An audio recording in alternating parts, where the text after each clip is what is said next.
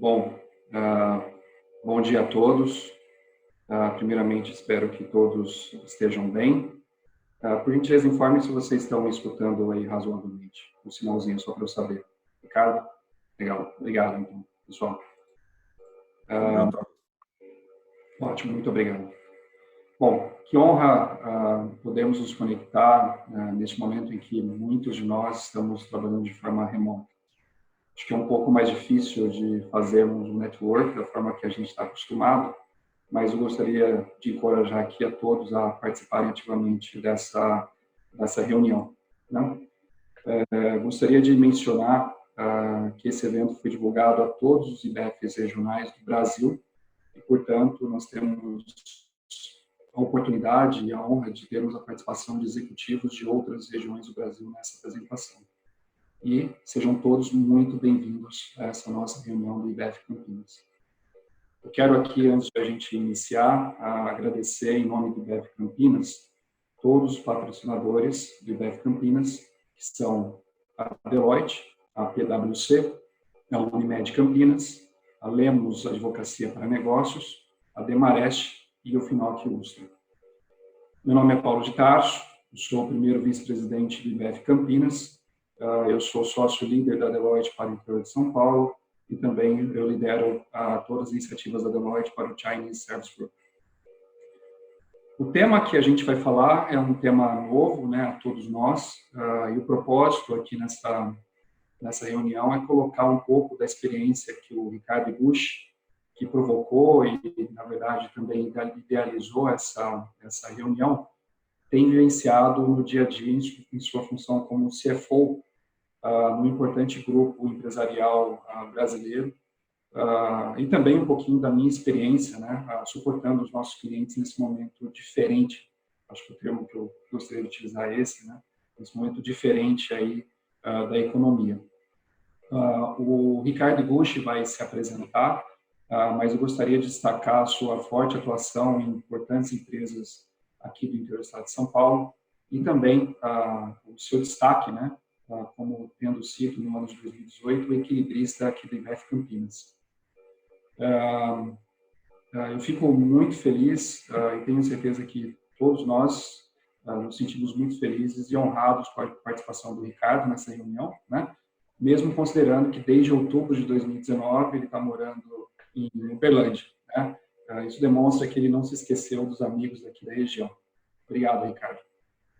A gente vai conduzir, portanto, a apresentação. Eu vou buscar resumir um pouco do cenário atual aqui, num minuto ou dois, e depois provocar um pouco positivamente o Ricardo a compartilhar como ele tem enxergado essa crise e como ele se estruturou para enfrentá-la, né? Eu sei que o Ricardo estruturou uma apresentação muito boa, né? E que há nessa apresentação alguns pilares que ele vai discorrer com a gente daqui a pouco. Bom, entrando um pouquinho no tema, então, como a maioria de nós sabe, essa é uma crise sem precedentes, né? Uma crise difícil de estimar uma previsibilidade, e ela é uma crise sem fronteiras, né? Que traz reflexos humanos, sociais, econômicos e culturais também. Todos nós temos sentido e percebido isso, né? Os desafios são inusitados, né? Inusitados aos governos, às empresas, a milhões de pessoas mundo afora, e pode trazer alguma disrupção, né, de negócios, empresas e setores.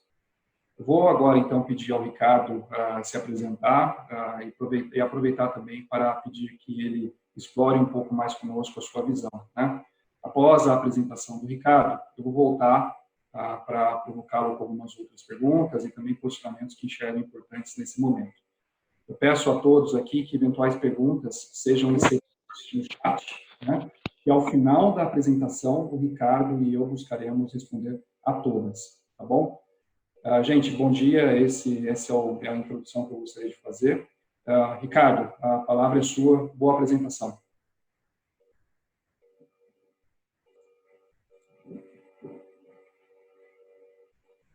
Giovana, você precisa tirar o mute do Ricardo. Oi, pessoal, já tirei aqui, Ricardo. Aí, pronto. Oi, obrigado. Paulo, obrigado. Obrigado também, agradecer ao IBF pelo convite e pela possibilidade da gente poder trocar experiências, compartilhar um pouco. Acho que é um momento único que a gente vem passando. Acho que dificilmente a gente vai ver algo tão impactante globalmente e acho que é uma nova forma também de pensar. Acho que nunca pensei em fazer uma live como essa. Acho que é novos tempos da gente poder se adaptar. Falando um pouco, meu nome é Ricardo Eguchi, eu sou o CFO e responsável também por inovação do Grupo Real. O Grupo Real é uma empresa brasileira, sediada aqui em Uberlândia, no segmento de autopeças no Brasil. São mais de 20 filiais e a gente está no Brasil inteiro. Eu vou compartilhar um pouco da minha experiência, um pouco dessa história que a gente vem comentando. Eu vou fazer em 2 pontos, em 2 partes. Só um minutinho aqui. Vou compartilhar minha tela com vocês.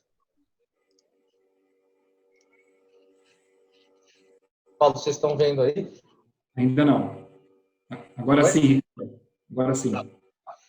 Vou compartilhar um pouco vou compartilhar essa apresentação e dividir ela em 2 partes. A primeira parte, acho que é importante contextualizar o cenário, né? E a segunda parte é falar de algumas ações que a gente vem implementando, ou pelo menos um plano de ações que a gente vem fazendo dentro do Grupo Real. E aí sim compartilhar algumas das experiências que a gente vem tendo aqui. Ok? Depois abrir as perguntas, né, que o Paulo comentou. Seguir aqui adiante. Bom, acho que é importante, acima de tudo, assim, contextualizar um pouquinho e para CFOs, executivos de finanças, acho que ninguém gosta de surpresa, né? Principalmente financeiro não é o que eles mais gostam, né? Pelo menos eu odeio surpresas. Eu acho que nessa crise, toda crise traz uma série de incertezas. Talvez essa crise aqui, além das incertezas, as mudanças constantes no cenário. Então, acho que o que esse slide traz, isso é um slide da BCG, e ele mostra um pouquinho todos os países, mas vou focar Brasil.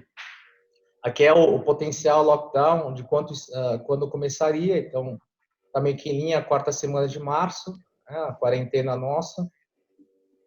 Diferente do que a gente vinha observando, é que no primeiro momento o pico seria em abril, agora já está correndo para a 3ª semana de maio, e se o pico é em maio, certamente isso não acaba em maio, e aí tem uma prolongação desse possível lockdown, né?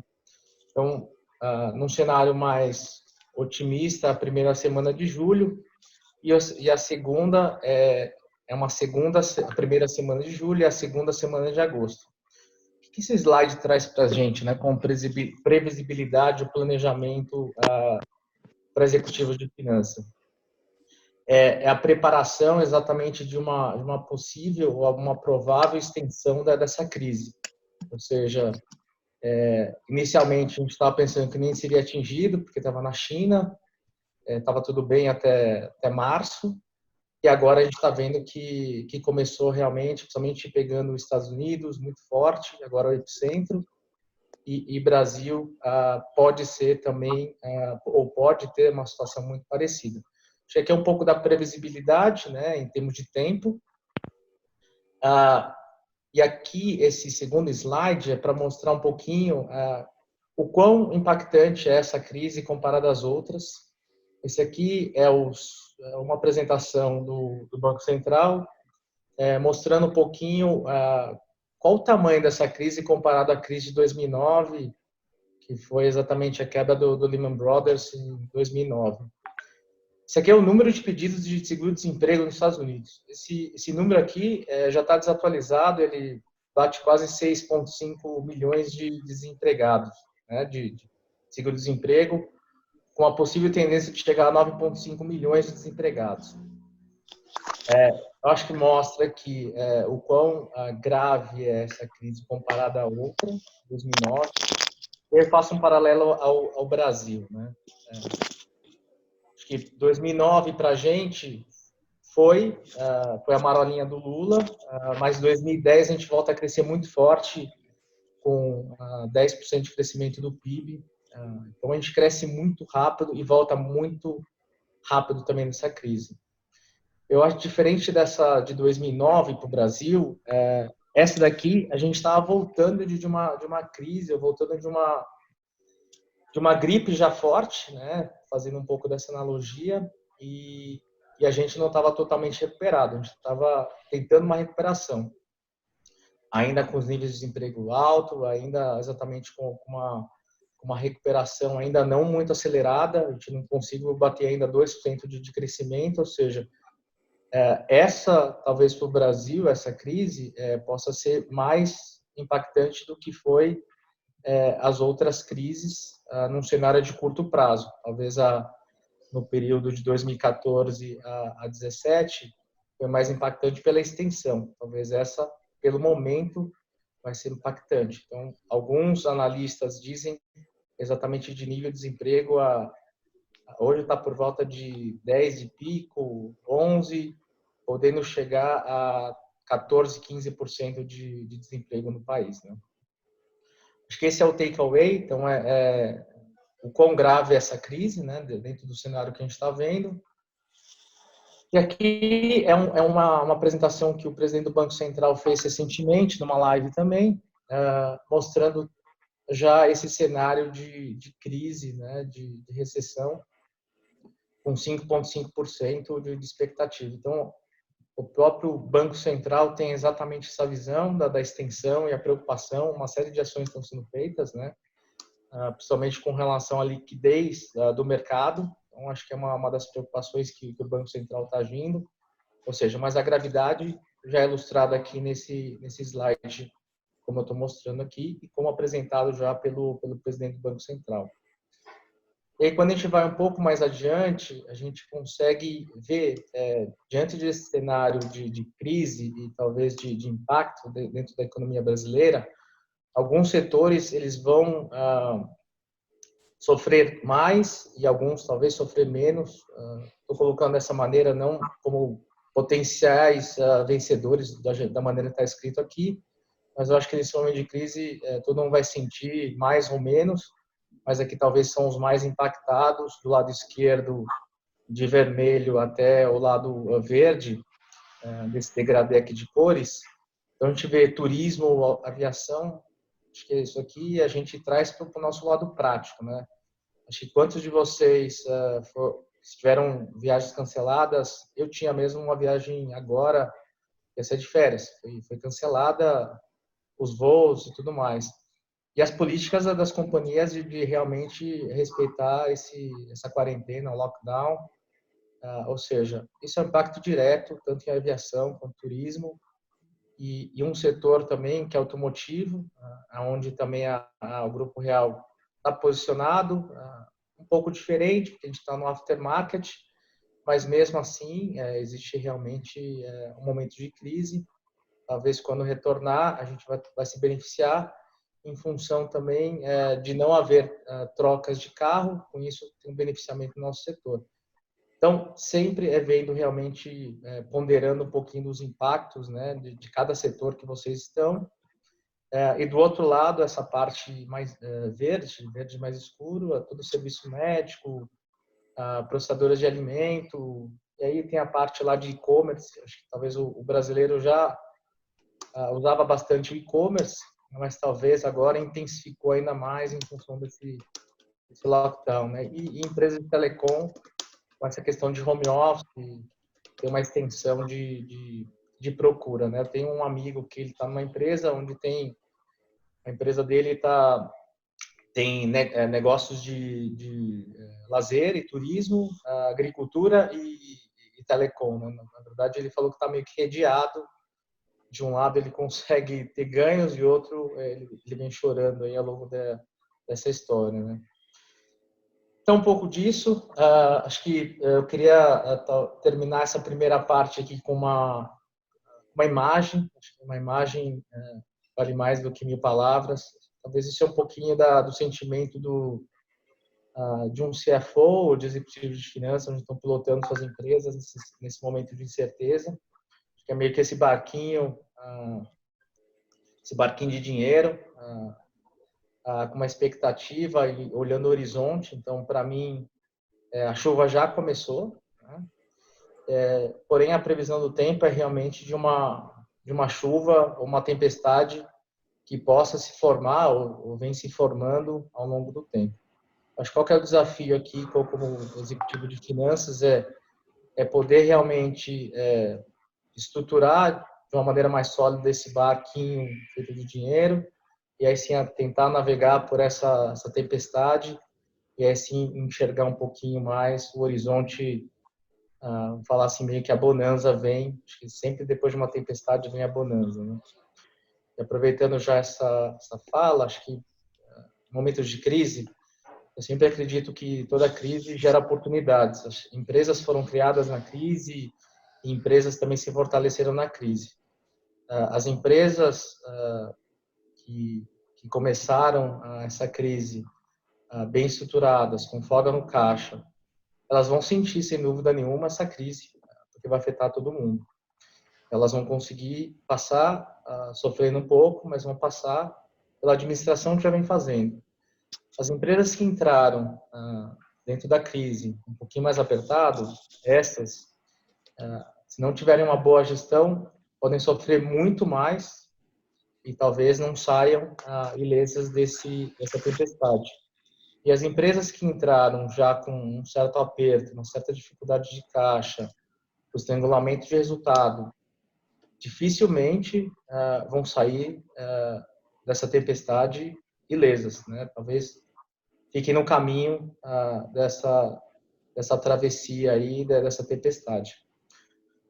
Então é isso, essa primeira parte, né? Acho que é importante contextualizar, mostrar o cenário e realmente a gente começar a planejar o que pode ser feito uma ação com relação a essa gestão de crise, né? E aqui talvez seja um pouco do papel do CFO, né? Acho que é um pouco do tema. Acho que é um momento mais você SA, que eu coloquei aqui, mas acho que é um pouco da prática que a gente vem testando e vem dando certo. Acho que o primeiro é realmente nesse cenário de crise, o CFO podendo atuar, podendo ser realmente o protagonista. O protagonista, que eu digo, realmente não ser o chefe de tudo, mas poder dar o tom, poder fazer, poder realmente agir com as outras pessoas, trazer as informações. Acho que esse é o papel fundamental para trabalhar com os outros líderes, né, da empresa. Então, acho que o primeiro ponto aqui é dar o tom da situação. Da mesma maneira que eu comecei compartilhando dados, né, dando um frame do que seria essa crise, acho que é importante fazer esse compartilhamento de dados, ao mesmo tempo comunique os cenários. Então, tem um cenário mais pessimista, médio, mais otimista. Eu acho que isso é importante, mostrar os cenários, né, compartilhar os cenários possíveis e suas análises, né? Se acontecer, são os what ifs, né? Se acontecer isso, a gente vai ter esse resultado. Se acontecer isso, vai ter aquele outro resultado. Ou seja, compartilhar, dar o tom. E é importantíssimo priorizar as ações, né? No meio desse caos, sem priorizar as ações e seus acompanhamentos, você fica meio que à deriva. Então, priorize as ações e principalmente como você as acompanha. O segundo ponto aqui são pessoas. Esse é o tom principal. Nesse momento de incertezas, é importantíssimo engajar as pessoas, poder ouvi-las, dialogar, fazer planos. Então, muitos dos planos tem que ser um pouco flexível dependendo da situação, e a situação, como eu comentei, vem mudando a cada momento. Então, dialogar, atualizar os planos conforme os inputs das pessoas.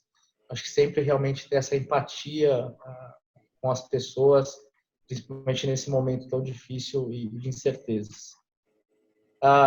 Ser positivo, transparente, que talvez o lado de ser financeiro, sempre a gente tem um lado mais conservador, de ser um pouco mais, talvez ver o lado não pessimista, mas o lado mais conservador de toda essa história, né? Então, acho que o que eu sempre venho utilizando, uma frase, se prepare para o pior, esperando e agindo sempre para o melhor, né?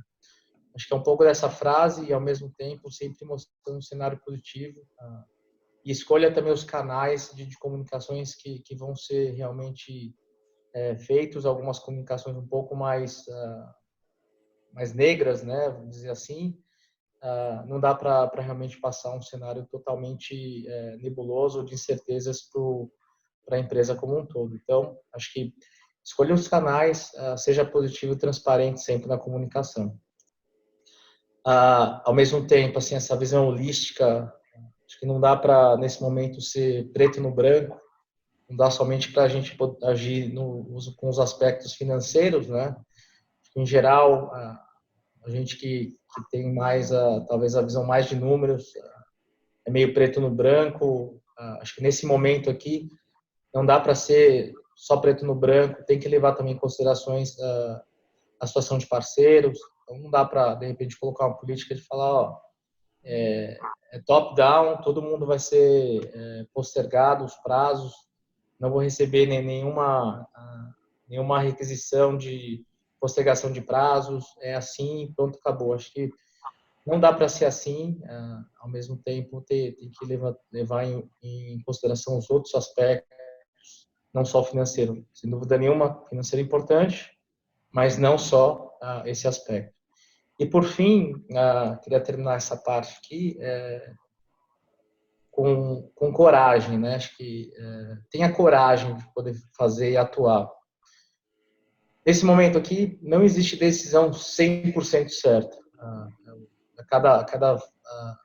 Cada vez que a gente toma uma decisão, certamente a gente vai ver, possivelmente pode haver falhas e eu acho que é quase certo que em algum momento vai ter alguma falha, a gente vai precisar revisar isso. O que eu gostaria de colocar aqui, tomem decisões, mas o ponto principal aqui, a cada momento que essas ações não estão sendo efetivas ou não foram as melhores escolhas, façam rapidamente as correções. Então, faça planos, ajam e, ao mesmo tempo, se houver falhas, corrijam rapidamente. E a decisão também aqui não é ser uma decisão rápida. Nesse momento de incerteza aqui, exemplo nosso, a gente não quis ser o primeiro a tomar certas decisões. Então, saibam também ponderar em que momento tomar essa decisão mais acertada para poder fazer isso. Exemplo disso, quando a gente estava definindo a política de extensão de prazo, a gente demorou 2 semanas para colocar isso de pé. Então, a partir do momento que nós fizemos isso e vimos também um pouquinho do mercado, acho que foi muito mais assertivo também essas questões de acerto, né? E não teve certo também. Assim, a primeira, a gente levou isso, discutiu, pegou os inputs e teve que adaptá-las nas medidas mais apropriadas para o mercado. Então, acho que essa é uma parte só talvez, de compartilhar um pouquinho da maneira, talvez, mais soft skill, né, de atuar diante desse cenário. E aqui, queria falar um pouquinho já como eu venho atuando, ou como o Grupo Real vem atuando nesse cenário de crise. Estou fazendo já uma analogia, um link com essa questão de ser protagonista. Estou colocando em atos na crise, dividi em 3 atos, né? O primeiro ato é realmente a gestão da crise, e o foco inteiro é otimizar a caixa. Então, todas as ações, a caixa não é somente rei, mas agora é essencial para a sobrevivência das empresas e realmente poder fazer uma travessia sólida nessa tempestade que pode se formar. O segundo ato é um ato de resiliência, né? De ter realmente uma eficiência operacional. Vou explicar cada um deles com mais detalhes, mas esse é o foco.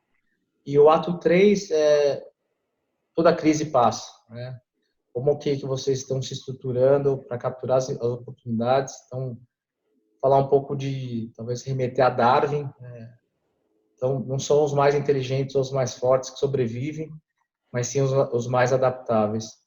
Acho que aqui todas as empresas né, bem estruturadas, que se adaptaram, se fortaleceram dentro da crise, certamente vão conseguir voltar rápido e até navegar aí no Oceano Azul.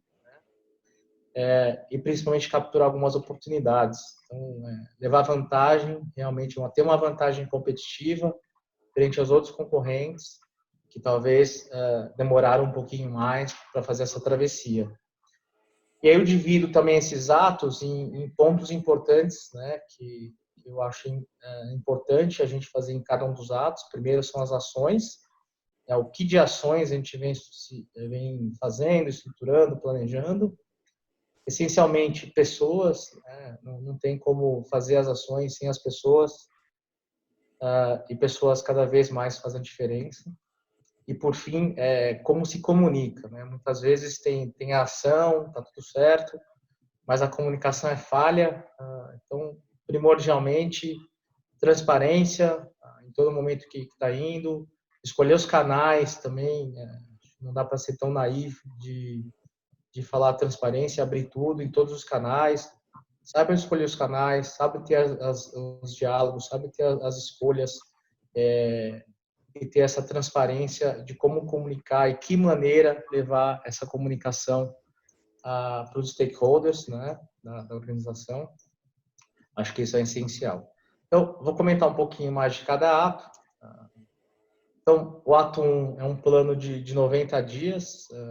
Então, de novo, né, acho que olhando um pouco para aquela perspectiva, os primeiros 30, 60 dias são os mais difíceis em função de todos os compromissos, recebimentos, um pouco da expectativa.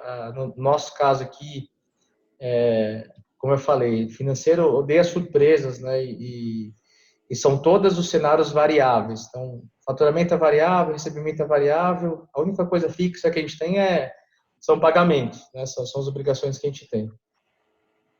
E a gente vem exatamente tentando também fazendo manobras, né, para o caixa. Então, a primeira coisa é poder planejar um caixa, e aqui, nesse cenário aqui de incertezas, vou trazer um pouquinho esse plano de 90 dias. Então, antigamente, quando a gente estava fazendo planejamento financeiro, curto, médio e longo prazo. Hoje está nesse ato da crise 1, a gente tem curto, curtíssimo e o hoje. Então, o caixa, nós, né, no Grupo Real, a gente vem fazendo o caixa com planejamento diário, principalmente monitorando o percentual de recebimento, uma parte que a gente não sabe como está, felizmente, do planejado que a gente estava vindo, está um pouco melhor, mas, de novo, né, a gente está num cenário de crise. Principal coisa que nós fizemos já desde o início, a gente já tinha fortalecido o caixa, já tinha fortalecido, então a gente entrou com um caixa muito bem estruturado, com um plano de redução de dívida. Então, a ideia era até o final do ano a gente não ter uma dívida, ser quase zero essa dívida. Ao mesmo tempo, agora, a gente vem falando bastante com os bancos, né, fortalecendo as linhas de crédito, mostrando um pouco do cenário, mostrando um pouco do que é a empresa. Acho que com isso a gente conseguiu fortalecer as linhas. Acho que o ponto aqui, que todos talvez estejam enfrentando, é a dificuldade também de conseguir linhas, e até mesmo o spread disparou. Então, para vocês terem uma ideia, o spread, a gente capturou uma linha a quase 100% CDI no início de março. Tá? Agora, nós fizemos uma última captação agora para fortalecer também, e a gente está captando mais ou menos a CDI mais 5, CDI mais 6 quase. Então, teve realmente um aumento de spread, né, um aumento de custo dentro desse cenário. Uma das coisas que foi realmente revistas é toda a suspensão de investimentos para esse ano. Investimentos somente os essenciais, né, e os urgentes. Acho que é importantíssimo para a Caixa ter a visão de capital de giro. Então, a primeira coisa é a redefinição de compras, ou seja, pelo nosso planejamento, a priori, a gente teria estoque para mais ou menos 6 meses. Tá? Então, a gente tem bastante estoque, a gente vem realmente com uma questão de compras totalmente bloqueadas, essa primeira ação. Ao mesmo tempo, essa questão do contas a receber que eu comentei pela dificuldade de previsibilidade, as ações que nós fizemos foi exatamente o desconto à vista, a extensão muito pontual só para alguns e pelo relacionamento, mas sempre a cobrança de juros e até mesmo o uso do cartão de crédito, seja para pagamento já onde a gente não utilizava esse meio com uma certa frequência e até mesmo a quitação das dívidas que esses nossos clientes possam ter. Fornecedor utilizar esse Pareto de 80-20, né? Acho que é respeitando de novo a situação individual de cada fornecedor. Tem alguns menores ou mesmo médios que estão passando por situações mais complicadas, tem alguns em RJ. Então, enfim, é realmente aquela visão holística e ver não só o aspecto financeiro, mas a situação individual. Alguns também estão usando alguma operação, oferecendo a operação de confirming ou um vendor que eles têm. Então, é uma maneira também da gente poder ter acesso à extensão de crédito, né, extensão de prazo. Acho que isso é uma prática também que algumas empresas utilizam já no dia a dia, mas isso também é algo que alguns fornecedores possam oferecer, ou mesmo nas negociações que vocês estão vendo, acho que talvez isso possa ser ofertado da ponta que vocês são como fornecedores ou mesmo como clientes. E aí, sem dúvida, despesa somente essencial, imposto é uma parte importante, a gente vem utilizando um comitê de crédito tributário, de tributário, né? Inicialmente era para medir risco e ter um planejamento tributário mais estruturado, e hoje a gente vem utilizando muito isso para mapear essas medidas emergenciais do governo, que traz também um alívio para o caixa, isso foi importantíssimo também para a gente, e também as ações que a gente tem, que possa ser feito, seja a substituição do seguro de um depósito judicial por um seguro fiança. Então, são coisas que a gente vem realmente testando dentro desse comitê. E com relação a pessoas, acho que a gente já vem seguindo todos os protocolos, né? Acho que um ponto importante aqui, que grupo de risco realmente é totalmente isolado, isso a gente não tem discussão. A gente está realmente priorizando primeiro o bem-estar e a segurança dos funcionários, como que a gente conseguiria também evitar risco. Então, ou seja, a gente seguiu todos os protocolos de proteção e segurança. Uma questão muito positiva que a gente não conseguiu de uma maneira tão rápida, também em função da disponibilidade de equipamentos. Teve um gargalo de notebooks, mas hoje a gente consegue ter uma mobilidade de home office de 80% das pessoas. E a gente vem tomando todas as medidas para evitar ao máximo as demissões. Então, acho que da mesma maneira que vocês vêm utilizando aí, férias, banco de horas, compensações, até mesmo as questões que estão sendo discutidas com relação à jornada de horas. A gente não entrou ainda, mas também está no radar todas as coisas que a gente possa fazer. E o que eu comentei como comunicação, acho que algumas empresas pecam exatamente nesse momento de talvez mais sensível, delicado da situação do Brasil, das empresas, é a comunicação. Então, é realmente ter empatia, não dá para ser totalmente diretivo, é saber escutar as pessoas, trazê-las realmente para a gente poder fazer algo diferente. Um ponto importante que a gente vem desenvolvendo dentro da organização é o desenvolvimento de uma cultura, né, de geração de caixa. Isso, pessoal, não quero dizer que todo mundo tem que saber quanto está o caixa da empresa, tem dinheiro, não tem, mas sim as ações individuais, operacionais de cada um deles. Então, exemplo, gerentes de vendas, a preocupação também pelo contas a receber, toda a negociação junto com o financeiro. Da mesma ponta, na outra ponta, compras, como que compras realmente está fazendo a renegociação, né, repactuação do contas a pagar com os fornecedores. Então, ou seja, realmente ter uma cultura que as pessoas realmente sejam engajadas para isso.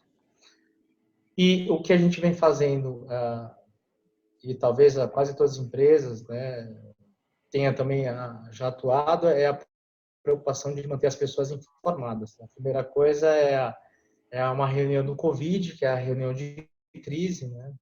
Então, a gente faz reuniões 2 vezes ao dia. Nós criamos também um fórum com os líderes da organização, a gente faz isso 3 vezes por semana, capturando as informações de mercado, passando também as informações do que a gente vem fazendo. E aí acho que é importante construir esses planos. Então, muitas vezes eles questionam, a gente fala, esse ponto a gente não tem ainda uma resposta, mas no próximo fórum a gente vai trazer exatamente vai endereçar essas questões.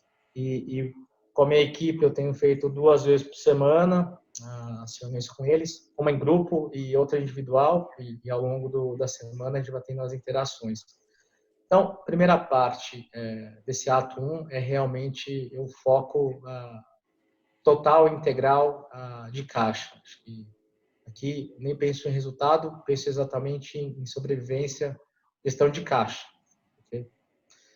Bom, segundo ato, e aí é um segundo ato de replanejar o que foi feito como planejamento financeiro, e aí até eu uso aqui replanejar com o conceito de OBZ, e não usar o OBZ na sua integridade, 100% do OBZ, enfim. Acho que o ponto aqui como você ter o mínimo de estruturas, né, o mínimo da sua estrutura, ponderando o cenário atual com relação a uma redução de receitas. Então, a primeira coisa realmente é fazer esse replanejamento, né, revendo todas as estruturas, administrativo, financeiro, logístico, comercial, falando todas as áreas, realmente repensar as estruturas, o que poderia ser o mínimo de estrutura para a gente poder passar por essa situação. Aqui eu faço uma analogia, acho que as analogias são sempre bem-vindas para a gente poder refletir, né? Acho que eu vejo exatamente, se você mora numa casa de 500 metros quadrados, muito espaço, e você vai lá e se muda para um apartamento de 70 metros quadrados, dificilmente todas as coisas que cabiam nas casas de 500 metros quadrados vão caber nesse apartamento de 70 metros quadrados. Então, aí a preocupação inteira é como você otimiza espaço, certamente você vai ter que doar coisas, enfim, se desfazer de coisas para poder caber nesse apartamento de 70 metros. E é assim também, dentro de uma organização, acho que trazer tanto exemplos da nossa vida, tanto exemplos da empresa, e você levar também para a sua vida. Então, é repensar realmente que essa casa não é mais esse tamanho, esse nível de faturamento que tinha não era mais esse tamanho, e está agora com outro tamanho de casa, ou apartamento, e aí você vai ter que realmente pensar em ser mais eficiente, na sua visão. E aí o momento é realmente de buscar as melhorias de processo. Eu acho que a maioria das empresas já pensam sim, mas o que eu quero dizer é intensificar mais ainda essas ações e melhorias. Talvez alguns dos projetos que vocês tinham vale a pena repensar. Um exemplo desses é um RPA, né? Acho que traz savings, traz melhorias, otimiza. Isso pode ser uma das medidas, apesar de investir um pouco, certamente vão ter ganhos. Acho que é ponderar e fazer as análises, né, para trazer isso aí. E no meio desse cenário também é poder reavaliar produto, serviço, negócio, filiais, tudo que não for lucrativo, não gerador de caixa. E eu estou falando não é gerador de caixa, não sendo positivo nesse cenário de crise, porque senão você vai ter que desinvestir a empresa inteira, mas saiba realmente como pontuar, como analisar esses produtos, serviços, enfim, de uma maneira mais justa, mais certa, né, para poder fazer a melhor escolha e tomar a melhor decisão. Aqui é um bloco de capital de giro.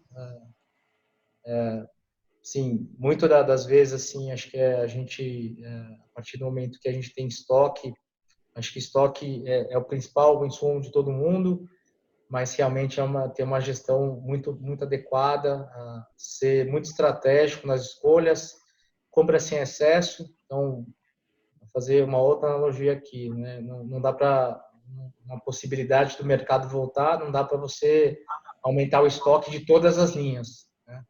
É meio que você vai no jockey e apostar em todos os cavalos. Certamente você sempre vai ganhar, mas você tem muito mais a perder porque você ganhou em um e perdeu em 6, 7. Então, saibam fazer as escolhas, né? Se contas a receber, é monitorar muito de perto como é que está a evolução da saúde financeira dos seus clientes e ver o cenário de default e deterioração dos créditos. Acho que ações rápidas fazem diferença e principalmente questão de cobrança e ações realmente de poder recuperar o dinheiro. E fornecedor é uma política realmente de extensão de prazo, mas uma parceria, não é fazer isso one-off, acho que é realmente fazer isso com o parceiro. CAPEX já havia comentado, né, só o mínimo necessário. E gestão de pessoas aqui, acho que a gente começa, talvez, esse momento de replanejar, ele está casando muito, pelo menos no nosso aqui, né, timeline, com relação ao forecast. Né? A gente sempre faz um forecast abril, maio, e então a gente está bem realmente nesse momento agora de replanejar. E acho que é importante replanejar também o retorno das pessoas ao trabalho e reavaliar as questões de home office em função de eficiência que vocês tiveram, enfim, está falando com alguns bancos e serviços financeiros. Eles falam assim, será que faz sentido a gente ter uma estrutura tão pesada, sendo que alguns officers poderiam estar já em home, ou seja, eu acho que nesse momento vale a pena repensar modelos de trabalho, ao mesmo tempo, revisando isso, remodelar os contratos de trabalho para refletir a nova realidade. Né? Acho que um pouco daquela redução que tá em voga agora com relação à extensão, redução de jornada. Engajar as pessoas realmente agora com uma cultura que é mais com menos e principalmente com relação às pessoas, acho que sempre existe isso, mas é poder reavaliar quem de repente esses low performances e ao mesmo tempo, como gestão de pessoas, é poder reconhecer os high performance, ou seja, acho que nesse momento também é importante fazer isso, né? Fazer essa transição em avaliação para realmente vocês terem um foco em eficiência operacional e ter as pessoas, principalmente as de alta performance, sendo recompensadas, tá? E aí, comunicação, realmente é comunicar de uma maneira clara, né, sobre essa nova realidade, todas as ações em cursos, né, que vêm sendo feitas para eficiência. Aqui existe um comitê que a ser criado, que é um comitê de eficiência operacional, já meio que existe na nossa empresa um comitê de eficiência operacional, que está sendo liderado mais pela contabilidade e controladoria, mas agora é realmente pensar em um time multifuncional, e não precisa ser pode ser alguns times pensando exatamente em eficiência ou grupos que possam trazer isso. Então, ato 2 é realmente busca por eficiência e realmente resiliência. Resiliência é o mínimo de custo fixo no meio dessa tempestade ou nessa travessia. Aí o terceiro ato é realmente busca por oportunidades, e aí já é um cenário de recuperação. Nosso caso, pelo cenário que estava se mostrando também, acho que casa um pouco com o cenário de orçamento, mas independente de ter o orçamento não, acho que o mais importante é que estar atento aos sinais, estar atento às oportunidades. Acho que nesse cenário sempre surgem oportunidades, né? Ontem eu estava conversando com o banco e estava o pessoal de IB deles, Investment Banking, falando de aquisições, de planos e tudo mais. Então, é engraçado isso, que ele falou, tem gente e tem fundos que estão com dinheiro, querem fazer negócio e eles estão de olho realmente em poder fazer aquisições e ao mesmo tempo, acho que empresas que vão sair mais sólidas desse cenário, certamente também vão estar vendo aquisições, novos negócios surgindo. E aí, uma vez que tem isso, acho que é importante fazer um plano de investimento e principalmente pensar num project finance, ou seja, como você vai fazer para financiar esse projeto do início ao fim, né? É importantíssimo ter isso daí. Nem todas as empresas vão sair com caixa solidificado, enfim, acho que é importante ter isso também, né?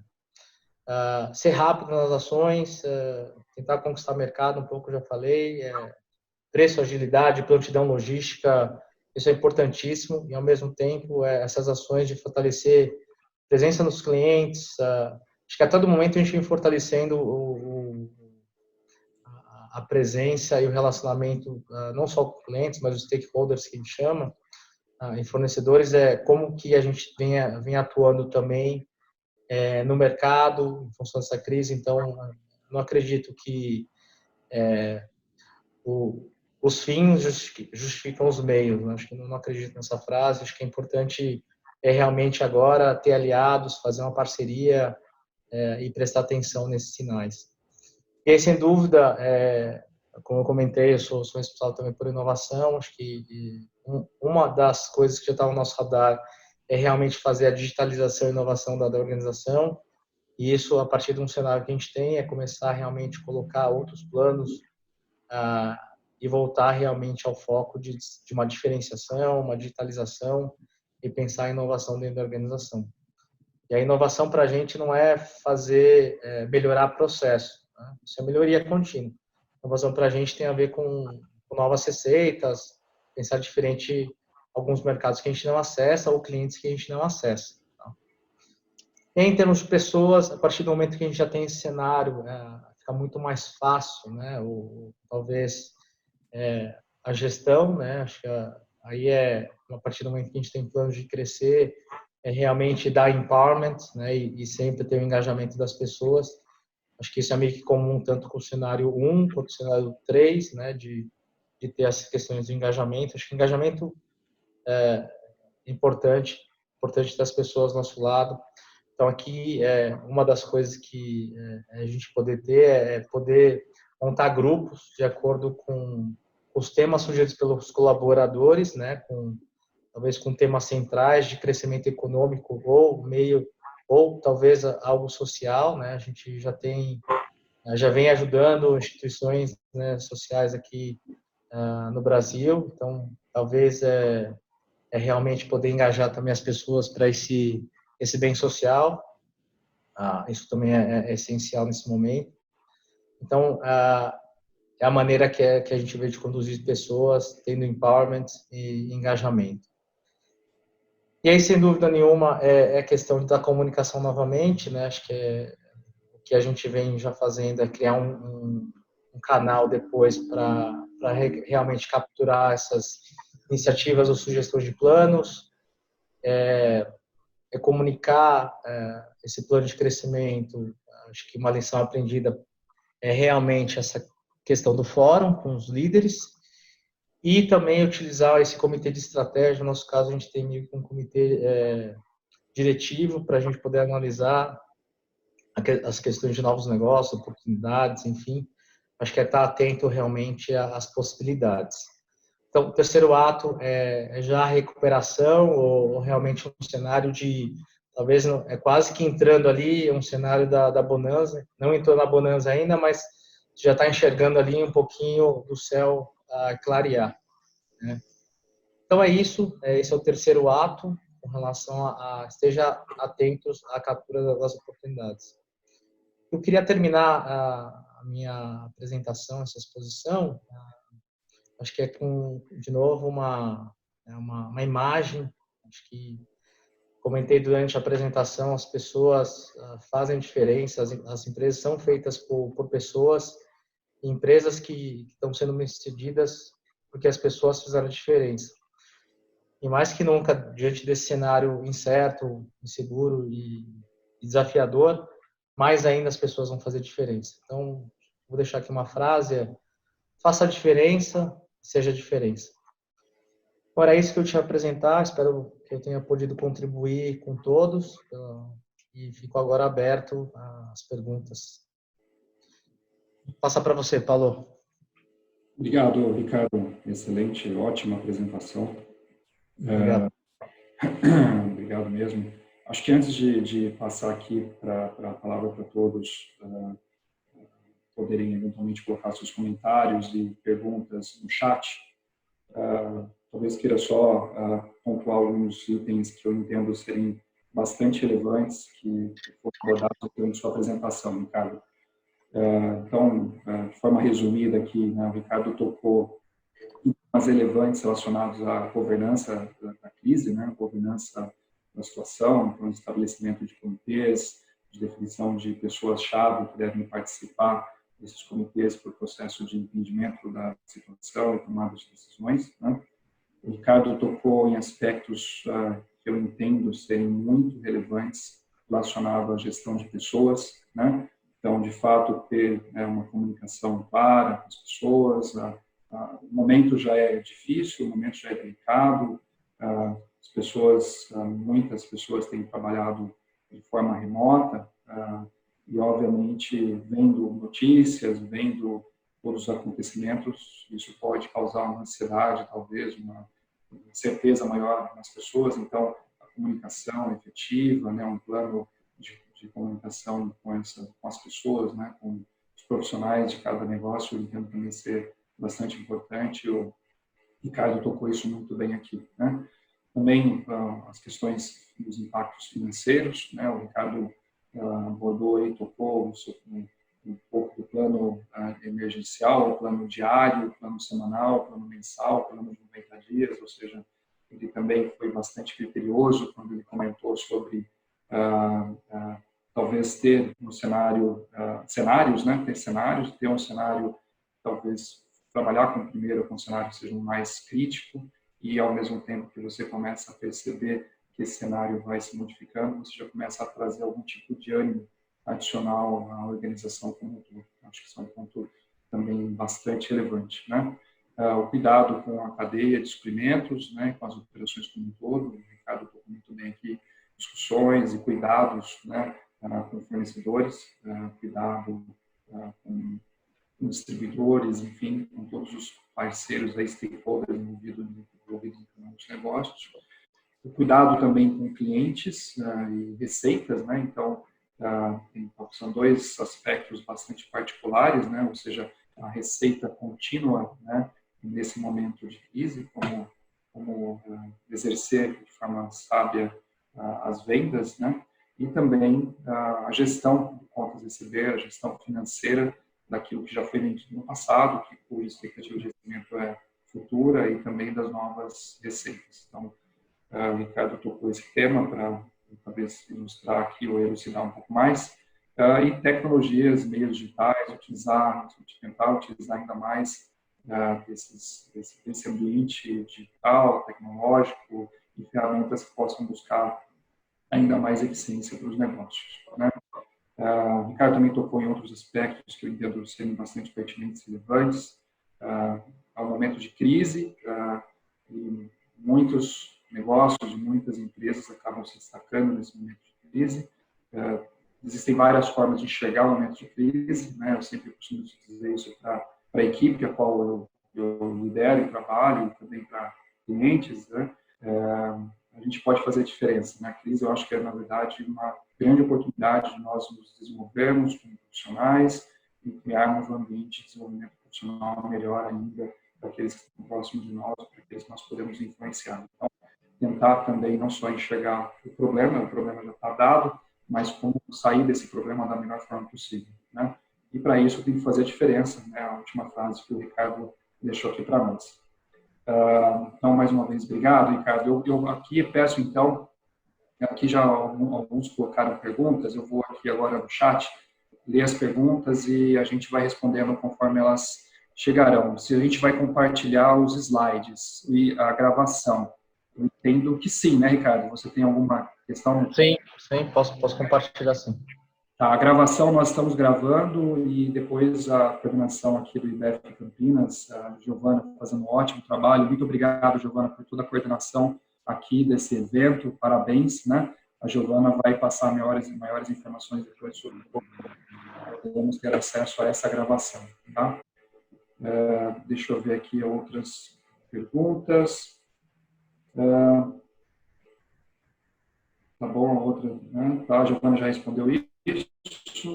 Aqui o Tiago Pereira, Ricardo, ele fala assim: você mostrou os impactos no PIB estimado, sendo inevitável o impacto nos resultados do ano, né? Vocês já estão trabalhando na atualização forecast, né, dos negócios? tem ideia de qual será o impacto nas vendas este ano? Pergunta de US$ 1 milhão, né? Bom, Tiagão, obrigado pela pergunta. Eu acho que nesse cenário talvez, de incertezas, a gente vem monitorando um pouco, está um pouco dispare também os cenários que cada um dos bancos está mostrando, né? A gente se baseia muito nesse cenário de banco, mas ao mesmo tempo a gente está vendo alguns setoriais. Então, na semana que vem vou ter uma reunião com o pessoal de research do Santander para falar um pouco de setorial. Eu acho que nesse momento talvez acho que vale mais a pena ver o setorial do que a questão de um PIB, né, para a gente poder traçar. Cenário ainda de quanto vai ser a questão de previsibilidade de receita, a gente já vem tentando estimar e modelando algumas coisas e de novo, né, fazendo 3 cenários do que possa ser e depois a gente optar por seguir por um. Talvez seja um misto dos 3, mas a cada dia, eu comentei logo no início dessa fala, a dificuldade é que o cenário vem mudando constantemente. Então, além da incerteza, essa mudança constante. Então, a gente vem olhando o PIB, mas ao mesmo tempo não existe algo sólido como algo verdadeiro de falar, putz, se você for agora no Focus do Banco Central, está dando 1,18, né, negativo para esse ano. Enquanto que o presidente do Banco Central mostrou menos 5,5. Se você pegar o Itaú, se não me engano, é 5 negativo, XP é 1,9, 2, e aí vai, né, esse degradê. Eu acho que exatamente ver o setorial e ver também acho que um pouquinho do momento e ir ajustando ainda ao longo desse mês e próximo, que talvez acho que os cenários vão continuar mudando, né? Espero ter respondido, apesar de todas essas incertezas. De novo, acho que não tem 100% certo, é poder adaptar com relação ao que você pode ter, né? Mas dá uma olhada no setorial também, somente bens de capital, acho que tem aí é o que entra mais rápido, né? Mas talvez é o que possa sair também mais rápido da crise, né? Tá bom, Ricardo, obrigado. Acho que você sim respondeu a pergunta do Thiago, eventualmente ele pode mandar mais alguma comentário ou pergunta aqui. O Rogério Marcones, ele escreveu assim: vocês têm sentido que, embora o governo tenha disponibilizado linhas de crédito, os bancos estão represando isso e não repassam? O que fazer? Linha direta com BNDES existe? Bom, Ricardo, talvez você tenha alguma percepção aí sobre bancos, você lida isso com bancos mais diariamente aí do que eu, né? Com relação a BNDES, até onde eu me lembro de algumas leituras que eu fiz, principalmente na semana passada, eu vi sim que existem algumas linhas específicas, ou estuda-se, né, pelo BNDES, algumas linhas específicas, principalmente para a manutenção do emprego, né? Posso até buscar aqui depois mais informações, a gente compartilha aqui o que existe com todos, Jairo. Agora, com relação a linhas de crédito, você tem alguma sensibilidade, Ricardo, a respeito disso? Se as linhas estão sendo repassadas, se talvez tenham os bancos estão segurando um pouco, repassa essas linhas? Assim, eu venho falando bastante com os bancos, né? Acho que nesse cenário de crise e aumento de risco, a maioria deles estão tirando o pé com relação às linhas. Então, o slide que eu comentei de fortalecer as linhas de crédito, não necessariamente diante desse cenário se pode ter ainda essas linhas de crédito. Então, no movimento pré-crise, a gente tinha um valor de limite e nesse momento de crise os bancos realmente estão revendo o crédito em função realmente de um cenário de risco maior. Ao mesmo tempo, o que são boatos, né? Não sei qual que é a veracidade disso, precisa ser checado ainda, mas que existe realmente uma preocupação do Banco Central de tentar repassar essas linhas e até com um subsídio que poderia ser dado. Então, e só para responder um pouquinho, a gente vem monitorando muito de perto também as linhas do BNDES. A maioria das ações estão focadas mais em PMEs, né? Em coisas que vão até 10 milhões, e tem linhas que vão até 300 milhões, linhas não, né? Até empresas até 300 milhões. Então, para a gente já não caberia isso. Então, uma das coisas que dessa live que eu estava participando também com o presidente central foi exatamente o questionamento com relação a linhas de apoio, né, às grandes empresas também, né? Acho que é isso. Eu vejo realmente uma retração de crédito em função do cenário de risco. E aumento do spread, né, para variar. Tá bom, Ricardo. Pelo comentário e a experiência que você tem tido aí com os bancos. O Diofrânio Silva colocou uma pergunta aqui. A pergunta é a seguinte: vocês entendem que no mês de junho já está comprometido com o cenário da saúde no país para fim de tomada de decisão? Vamos lá, Diofrânio. Estou olhando para o Ricardo aqui. Responde você, Paulo. Vou buscar responder aqui. É difícil, né, Diofrânio, ter uma... realmente, como o Ricardo comentou no início da apresentação dele, são acompanhamentos diários, semanais e mensais, né? Eu entendo que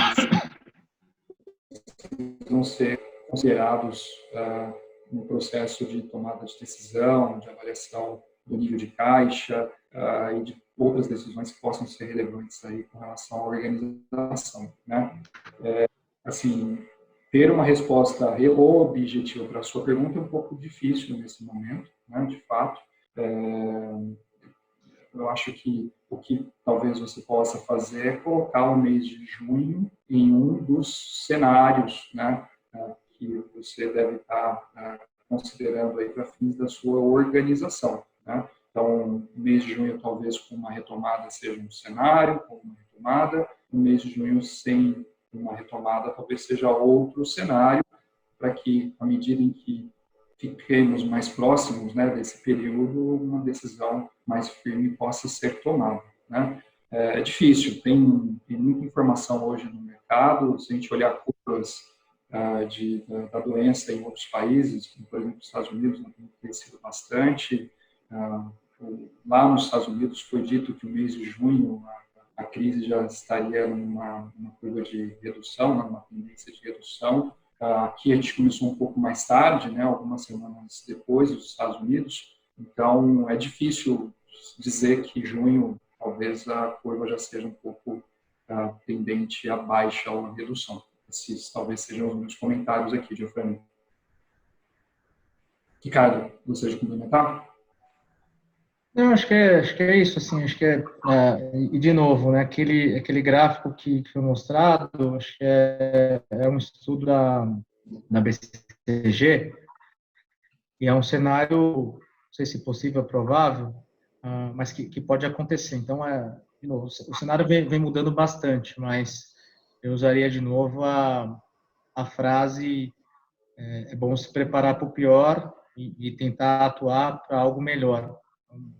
Acho que esteja preparado realmente, se o cenário até junho tiver, como que realmente vocês vão estar preparados com relação às suas estruturas e principalmente seu caixa, se ele vai estar bem estruturado e sólido para essa demanda adicional, com uma receita menor e realmente talvez um possível estrangulamento do caixa, né?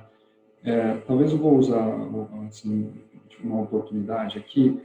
A Deloitte ela preparou um estudo, inclusive, um racional de recuperação por setores após crise.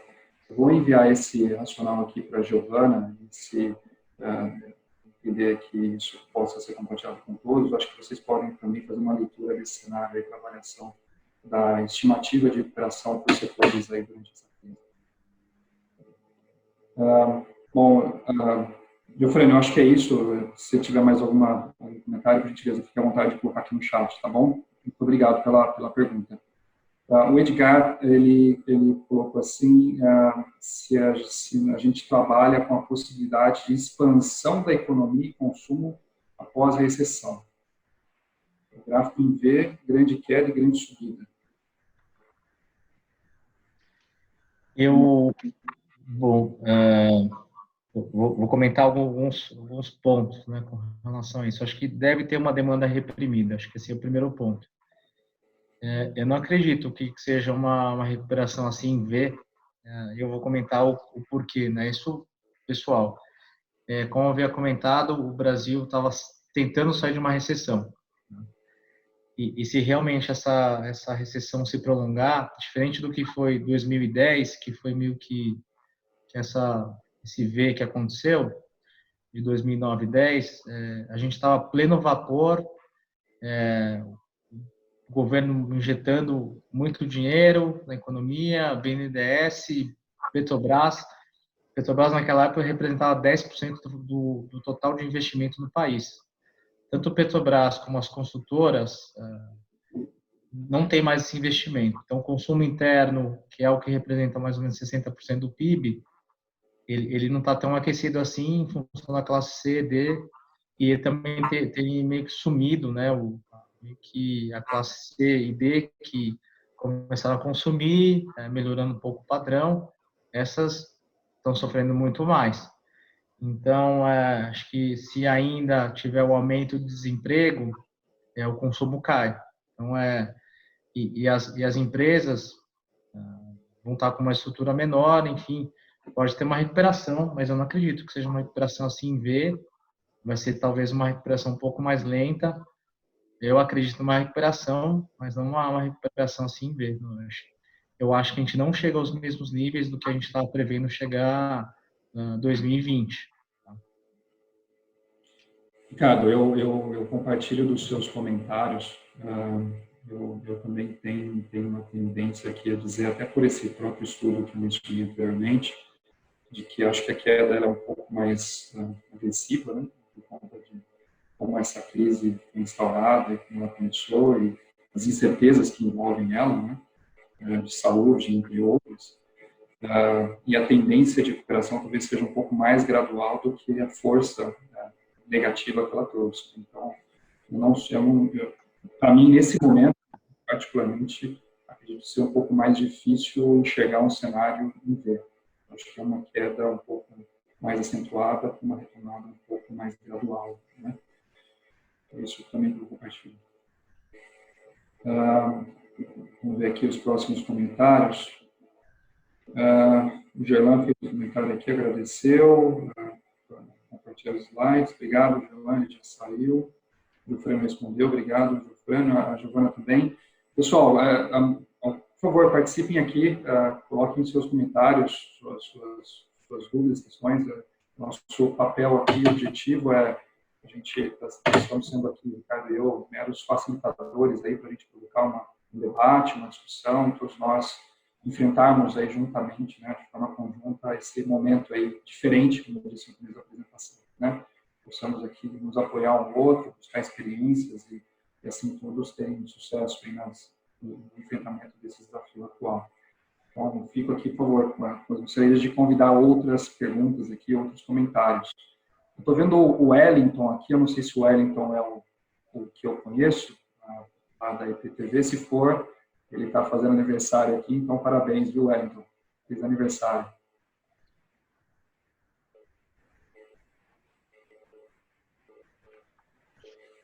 Perguntas adicionais? Bom, então, quero mais uma vez aqui agradecer a Giovana por toda a coordenação desse evento, sensacional, Giovana, toda a sua atuação, muito obrigado, né? Ao Flávio também, que eu sei que ajudou muito a Giovana nessa empreitada aqui, obrigado, Flávio. Agradecer também o apoio de toda a diretoria do IPF Campinas, ao Marcos Ebert, que é o nosso presidente, né? Ao Ricardo, que apesar de ter se mudado para Uberlândia, ficado um pouco distante, eu particularmente tenho estado bem próximo dele, tenho tido de forma frequente em Uberlândia, não recentemente por conta dessa dessa necessidade de ficar em casa, mas temos conversado bastante. Parabéns, Ricardo, pela sua apresentação, pela sua iniciativa. Acho que a gente pode ter mais apresentações como essa daqui em diante, né? Até para a gente fazer uma atualização, né? Então, conversamos aí talvez daqui a algumas semanas para fazer uma nova apresentação. Obrigado. E com isso, não sei se o Marcos quer colocar alguma palavra aqui. Não? Então, obrigado. Me dá o som. Deu o som. Aí, tá com você, Marcos, estamos te ouvindo. Obrigado a vocês, obrigado a todos os participantes, parabéns, Ricardo, sentimos saudades de você lá no IBF, mas você continua conosco sempre, a gente sempre se fala, com todos os nossos associados, é muito bom você, né, Paulo, muito bom que ele continue, ele e a família dele, lá conosco no IBF Campinas. Isso mesmo. Nós gostamos muito de vocês. Parabéns ao Paulo pela brilhante condução, obrigado a Giovana, obrigado ao Flávio, vocês foram muito bem e estamos muito contentes. Essa foi a primeira online para o Brasil inteiro. O IBF nunca teve uma apresentação para todos os IBFs, todas as regionais todos os IBFs estão sempre convidados para os nossos eventos digitais. Nós, inclusive, aumentamos nossa capacidade para poder recebê-los. Tá? Muito obrigado a todos. Paulo, com você. Obrigado, Marcos. Fico feliz, a gente teve no pico aqui mais de 90 participantes, né? Então, acho que uma participação bastante importante. Acho que não tenho comentários adicionais, só a gente organizar aí um próximo encontro com uma atualização, talvez daqui a algumas semanas. Obrigado, um abraço a todos, bom dia. Obrigado, Paulo. Obrigado, pessoal. Se cuidem, tchau, tchau. Tchau, tchau.